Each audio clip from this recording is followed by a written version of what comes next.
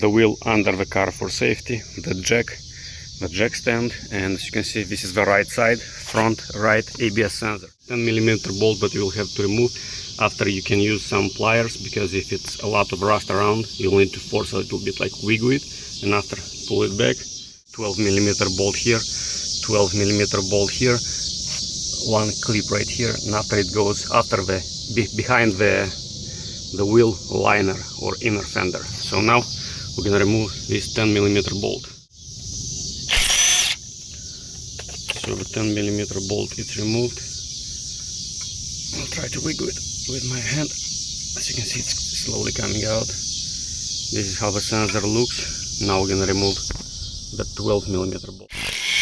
One 12mm bolt. As you can see, it's a short bolt. And now we're gonna remove the 12mm bolt on the frame. As you can see, it's also a short bolt. It's exactly same bolt as the first one, and the 10mm that goes into the hub. As you can see, our sensor, it's free. And now we're gonna remove this clip right here, and after we're gonna remove the clips that are holding the wheel liner to get access to the connector that goes under the inner fender. Remove this plastic nut right here. After we have a 10mm bolt, and after we have Phillips screwdriver 1, 2, 3, and one more clip right here.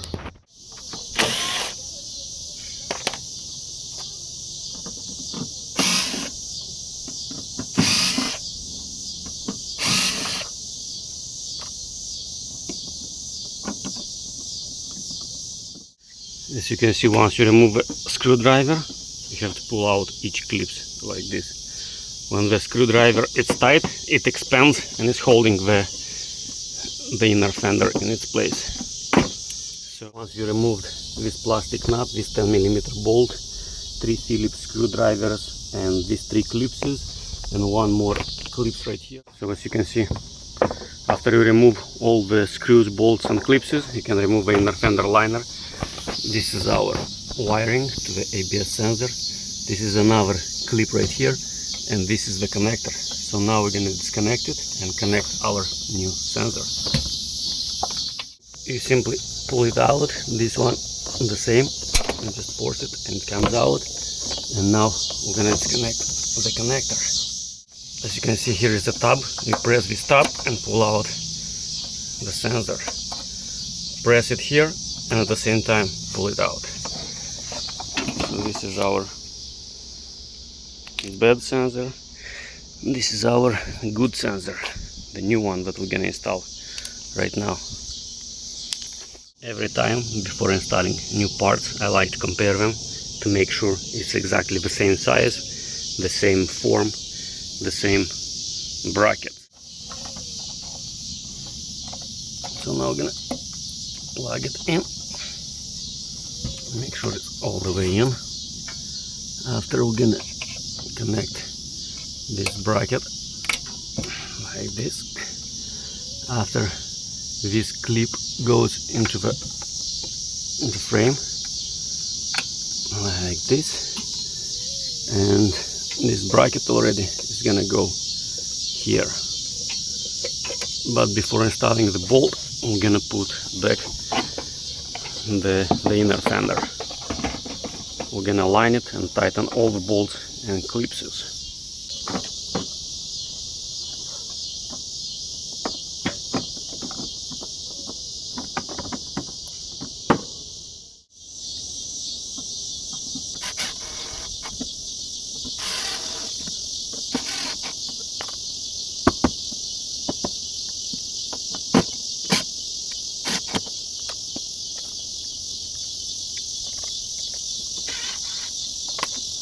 This is our first problem. The bolt doesn't fit through this hole.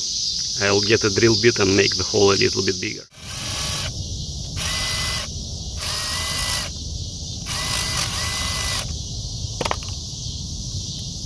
Perfect.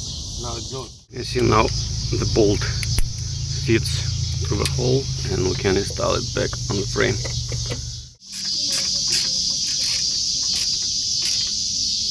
So this 12mm bolt is tight, this 12mm bolt is tight, and now we can install the sensor and tighten the 10mm bolt.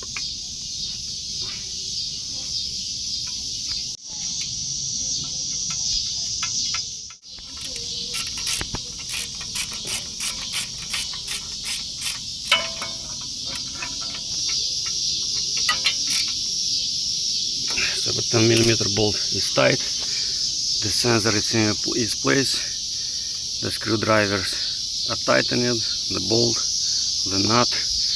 Now we can put back the wheel.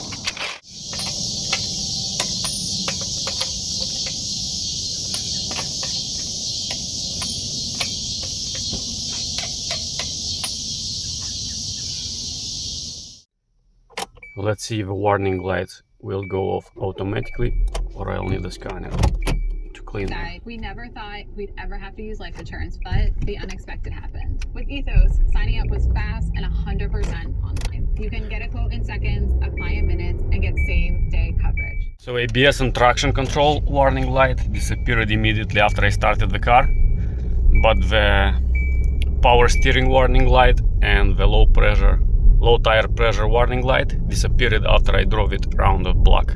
I just drove it for 2 minutes and the warning lights disappeared automatically without using the OBD scanner to clean them. So we are good now. No more warning lights on the dashboard. The Christmas tree is out.